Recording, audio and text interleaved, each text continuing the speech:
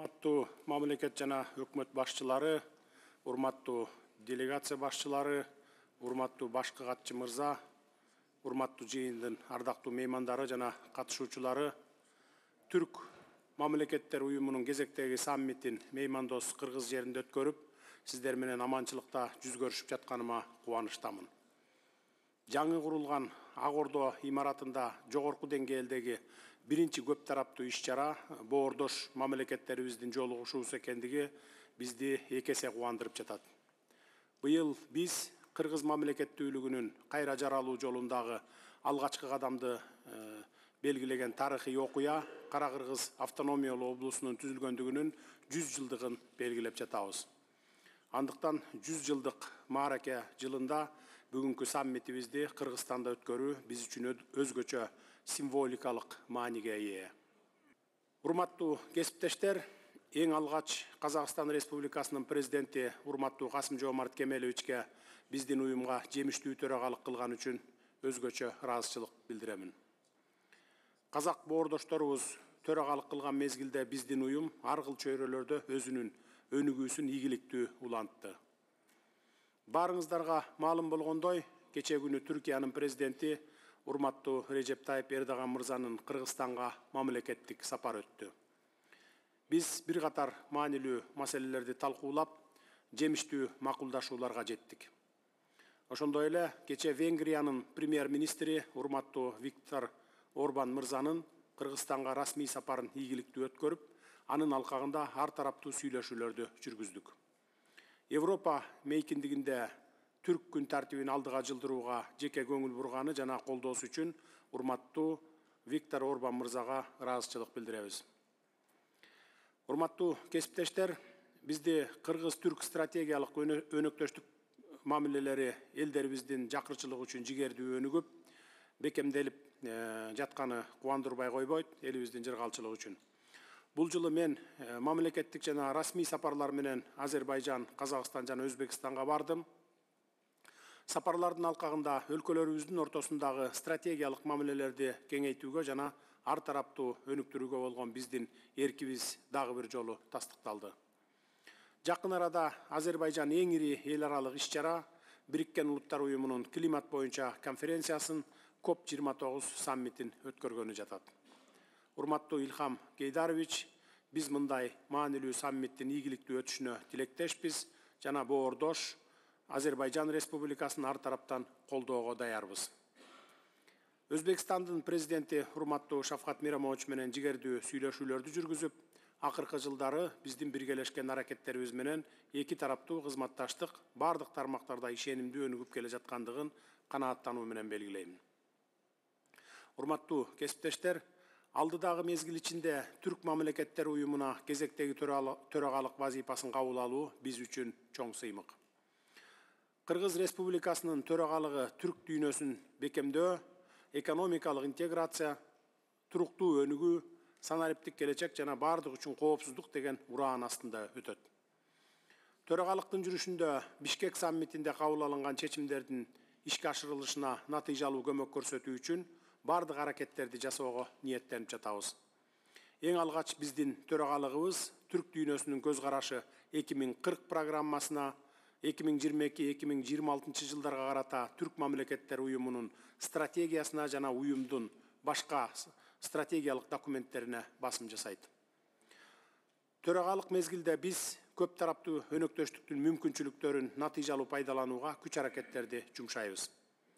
Биз биргелешкен эл аралык демилгелерди алга жылдыруу, экономиканын стратегиялык тармактарындагы долбоорлорду ишке ашыруу сыяктуу төмөнкү темалар боюнча иштешүүгө даярбыз. Кыргызстан экономикалык өз ара кызматташууга өзгөчө маани берет. Кыргызстандын Түрк мамлекеттер уюмунун өлкөлөрү менен товар жүгүртүүсү соңку жылдары дээрлик 62%га өстү. Бул жетишкендик биздин туура багытта бараткандыгыбыздын көрсөткүчү деп ойлоймун. Соода экономикалык кызматташууну кеңейтүү максатында капиталдык салымдарды көбөйтүүгө, өндүрүлгөн товарларды жана кызмат көрсөтүүлөрдү сатуу рыноктары менен алмашууга багытталган документти иштеп чыгуу боюнча аракеттерди көрүүгө чакырамын. Муну менен бирге бир катар багыттарда өкмөттөр аралык макулдашуулар боюнча сүйлөшүүлөр демилгеленет. Айрымдарын атап өтсөм, алар кызмат көрсөтүүлөр, финансы, эмгектин жалпы рыноктарын түзүү жана колдоо, санариптик, электрондук коммерция, интеллектуалдык менчик, айыл чарба, технологиялар, инновациялар, туризм жана билим берүү чөйрөлөрү. Бул контекстте түрк мамлекеттеринин ортосундагы санариптик соодага көмөктөшө турган санариптик экономика жаатындагы өнөктөштүк жөнүндө Түрк мамлекеттер уюмунун алкагында макулдашууга кол коюуну толугу менен колдоймун. Урматтуу жыйындын катышуучулары, Кыргыз Республикасы Түрк мамлекеттер уюмунун аймагынын санариптик интеграциясын тездетүү максатын көздөйт. Бул максатка жетүү үчүн төмөнкү демилгелерди ишке ашыруу пландалып жатат. Бирдиктүү санариптик мейкиндикти түзүү жаатында биз электрондук сооданы жөнгө салууга, транспорттук жана логистикалык жол-жоболорду жөнөкөйлөтүүгө, санариптик стандарттарды жана сертификаттарды өз ара таанууга кызыктарбыз. Ошондой эле электрондук кол тамгаларды өз ара таануу механизмдерин түзүүгө багытталган документтерди биргелешип даярдоого умтулабыз. Төрагалыктын алкагында санариптик технологиялар жаатында өзгөчө мамлекеттик кызмат көрсөтүү жана жасалма интеллект тармактарында биргелешкен изилдөөлөргө көмөк көрсөтүлөт. Ушуга байланышкан Бишкек шаарында жасалма интеллект боюнча түрк мамлекеттеринин форуму ийгиликтүү өткөнүн белгилеймин.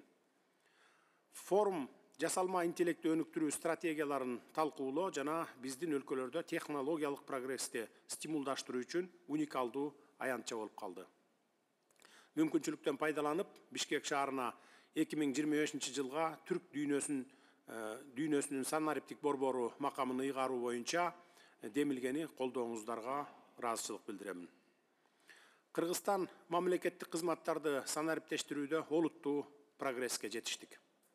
Мамлекеттик электрондук кызмат көрсөтүүлөр порталы жана анын мобилдик версиясы 2021 жылдан тартып ишкерлердин өкмөт менен өз ара аракеттенүүсү үчүн бирдиктүү платформа катары кызмат кылууда.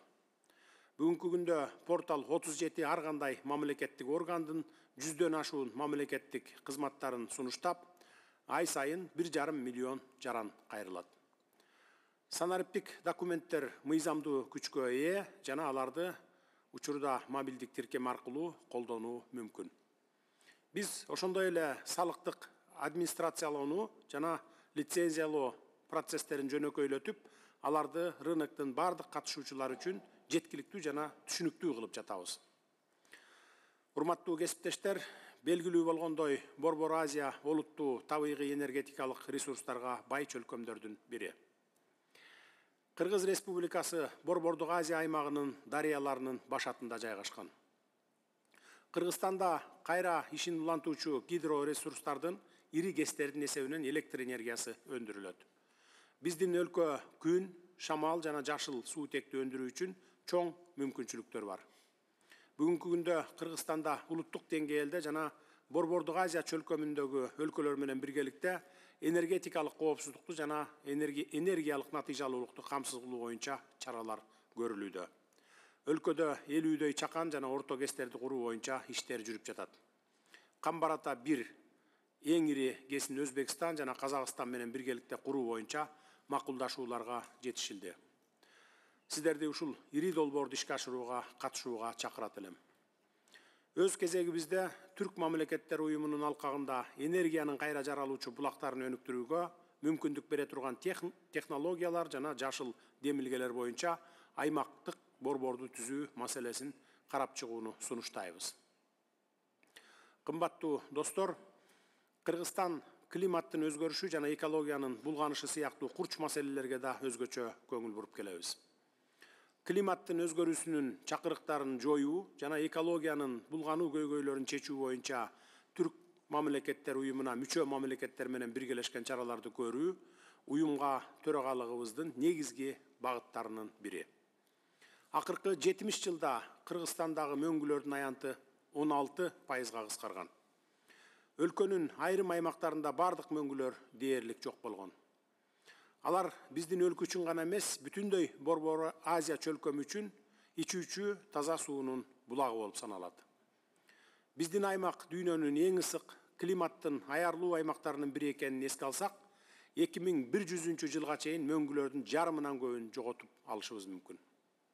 Биз кайра жаралуучу энергия, токойду калыбына келтирүү, ресурстарды үнөмдөөчү жана энергиялык натыйжалуу технологияларды киргизүү, мөңгүлөрдү жана биологиялык түрлөрдү сактоо, жерлердин деградациясына жана чөлгө айлануусуна каршы күрөшүү чөйрөсүндө биргелешкен жашыл долбоорлорду ишке ашыруу боюнча кызматташууну өнүктүрөбүз. Мындан тышкары 2050 жылга чейин биздин өлкө көмүртектин нейтралдуулугуна жетүүнү пландап жатабыз. Урматтуу кесиптештер, Кыргыз Республикасы эл аралык аренада тоо күн тартибин жана тоо демилгелерин жигердүү алга жылдырып келүүдө. Бул багытта эл аралык аянтчаларда биргелешип иш алып барууну сунуштайбыз. Бул контекстте Кыргызстандын демилгеси менен кабыл алынган Бириккен Улуттар Уюмунун башкы ассамблеясынын тоону туруктуу өнүктүрүү резолюциясын белгилей кетким келет. Анын алкагында 2023-2027 жылдар тоолуу аймактарды өнүктүрүү боюнча аракеттердин 5 жылдыгы деп жарыяланды. Биз климат боюнча конвенциянын тараптарына тоолор жана климаттын өзгөрүшү боюнча диалогторду жыл сайын улантууну сунуштайбыз. Ушуга байланыштуу боордош түрк өлкөлөрүнөн Баку шаарында боло турган COP29 конференциясында аталган диалогду институтташтыруу боюнча Кыргызстандын демилгесин колдоону өтүнөбүз. Аталган конференциясынын алкагында биз тоо күн тартибин илгерилетүү жана тоолор жана климаттын өзгөрүшү маселелерин Бириккен Улуттар Уюмунун климаттын өзгөрүшү боюнча алкактык конвенциясына киргизүү темасындагы жогорку деңгээлдеги кеңешмени өткөрүүгө даярданып жатабыз. Өлкөлөрүбүздүн климаттык күн тартибиндеги позицияларыбыздын дал келишин эске алуу менен сиздерди ушул жогорку деңгээлдеги жыйынга катышууга чакырат элем. Муну менен бирге Кыргыз тарап демилгелеген түрк жашыл көз карашы биримдик туруктуу келечек үчүн концептуалдуу документин ишке ашырууда боордош өлкөлөрдүн колдоосуна ишенемин. Урматтуу кесиптештер, Кыргыз Республикасы Палестина-Израилдик жаңжалды тынчтык жолу менен чечүү үчүн дүйнөлүк коомчулуктун күч аракеттерин бириктирүүнү колдойт жана бул маселеде Бириккен Улуттар Уюмунун резолюцияларына ылайык эки элге эки мамлекет принцибин карманат. Биз Израилди эл аралык гуманитардык укуктун принциптерин жана нормаларын сактоого чакырабыз. Анын ичинде жарандарды, жарандык инфраструктураны коргоо жана гуманитардык жардамга тоскоолсуз жеткиликтүүлүктү камсыз кылуу милдетин аткарууга чакырабыз. Ошондой эле биз Палестин элинин өзүн өзү аныктоо, өз мамлекетин түзүү жана Бириккен Улуттар Уюмга толук кандуу мүчө катары кирүү укугун тааныйбыз жана колдойбуз. Палестинада күн сайын жана саат сайын балдар менен аялдар курман болуп, тынч тургундар оор физикалык жана моралдык кыйноолорду башынан кечирип жаткан кырдаалдын орун алышына жол берилбеши керек. Урматтуу жыйындын катышуучулары, биз ошондой эле коопсуздук маселелери боюнча өз ара аракеттенүүнү бекемдөөгө жигердүү катышууга даярбыз. Анкара шаарында 23 октябрь күнү орун алган террористтик кыймылдын кесепетинен болгон трагедияга байланыштуу терең кайгыруу менен көңүл айтам. Келе жаткан төрагалык астында Түрк мамлекеттер уюмуна мүчө мамлекеттердин коопсуздугунун жаңы чакырыктарына жана коркунучтарына каршы биргелешип чара көрүү механизмдерин жакшыртуу аракеттерибизди улантабыз. Буга коопсуздук чөйрөсүндөгү кызматташууну бекемдөөдө терроризмге, экстремизмге жана трансулуттук кылмыштуулукка каршы биргелешкен чараларды күчөтүү керек. Ушул жылдын сентябрь айында Ысык көлдө өткөн Түрк мамлекеттер уюмунун ички иштер министрлеринин биринчи жыйынын колдойбуз. Бул жолугушуу ушул багытта мындан ары да тыгыз иш алып барууга негиз болот деп ишенемин. Урматтуу кесиптештер, биздин дагы бир артыкчылыктуу багытыбыз маданий гуманитардык жаатындагы кызматташуу саналат. Жалпы маданий мурасыбызды сактоо жана жайылтуу максатында түрк тилдүү элдердин китепканасын түзүүнү сунуштаймын. Бул долбоор түрк дүйнөсүнүн биримдигинин символу жана маданий алмашуу платформасы болмокчу. Түрк тилдүү элдердин китепканасы элдерибиздин биримдик сезимдерин ойготуп, өз ара маданий жактан байытып, байланыштарын чыңдоо үчүн жакшы түрткү болот деп ишенемин. Түрк мамлекеттер уюмунун колдоосу менен бул долбоор маданий кызматташ үчүн бекем пайдубал түптөп берип, билим берүү жана маданий иш-чаралар үчүн мүмкүнчүлүктөрдү ачмакчы. Түрк институттары тарабынан мамлекеттер аралык жана улуттук деңгээлде көптөгөн долбоорлор жана иш-чаралар ишке ашырылууда. Мүмкүнчүлүктөн пайдаланып, Бишкек шаарындагы Алыкул Осмоновдун үй музейин реставрациялоо жана музейлештирүү боюнча долбоорду ишке ашыргандыгы үчүн түрк маданияты жана мурасы фондуна терең ыраазычылык билдирем. Залкар акын кыргыз поэзиясынын көрүнүктүү өкүлү Алыкул Осмоновдун үй музейи Борбор шаарыбыздын көркү болот деп ишенебиз. Урматтуу достор, мен Кыргызстандын уюмга алдыда боло турган төрагалыгынын артыкчылыктуу багыттарынын белгилеп өттүм. Албетте, башка багыттарда дагы чигердүү иш улантылат. Бул милдеттерди ишке ашырууда координацияланган системалуу иш талап кылынат. Биз сиздердин ар тараптуу колдооңуздарга ээ болобуз деп терең ишенемин.